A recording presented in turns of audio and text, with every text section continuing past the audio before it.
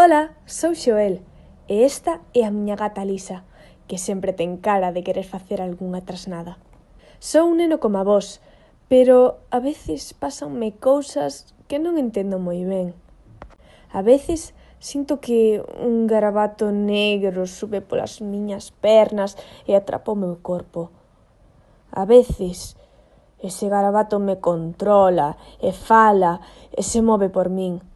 Isto me pasa cando vexo esas películas con monstruos que dan medo.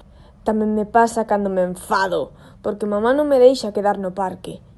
E tamén cando fago algo malo, me berran e choro. O outro día sentín ese garabato negro e corren á miña habitación.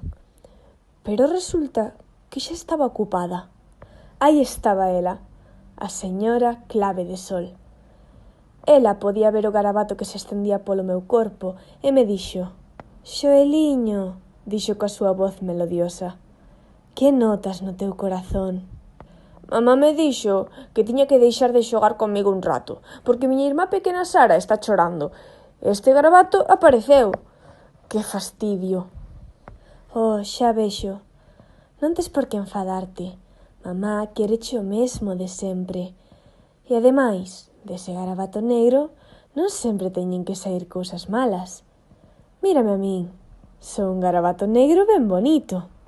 Clave de Sol tiña razón. Ese garabato sí que me gustaba.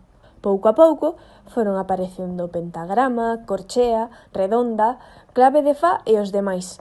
E case se me olvida o garabato que sentía. Eles me recordaron que o garabato é un garabato, pero é meu. E se quero, podo convertilo en un son agradable que escapa fora do cuarto, fora da casa e lonxe de min. E ese é o meu violín. Cando estamos xuntos, fálame coas súas cordas e me di que podo contar con el.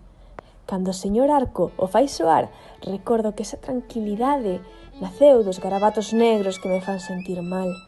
E cando remata a canción, doume conta de que os garabatos que tanto odio acaban sendo bonitos cando teño boa compañía. E sempre está Lisa, que me escoita atenta coa súa cariña de facer trasnadas. Eu atopei a música, e con ela venzo os garabatos. Alicia os vence debuxando e pintando centos de debuxos. Lena xogando cos seus coches e excavadoras. Manu saindo a dar paseos e recollendo flores. Mamá bailando ata cansarse. A avoa texendo longas bufandas que protexen do frío. Álex cociñando. Moitas outras persoas non saben con que vencer os garabatos negros que a veces asustan. Pero eu sei que todos podemos atopar iso que nos tranquiliza, cando queremos pegar, cando estamos asustados e cando as vaguas non deixan de caer. E se música non vos acompaña como me fai a min, recordade que todos temos garabatos dentro. E todos podemos aprender a debuxar con eles algo fermoso, único e noso. E vos, como vencedes aos vosos garabatos?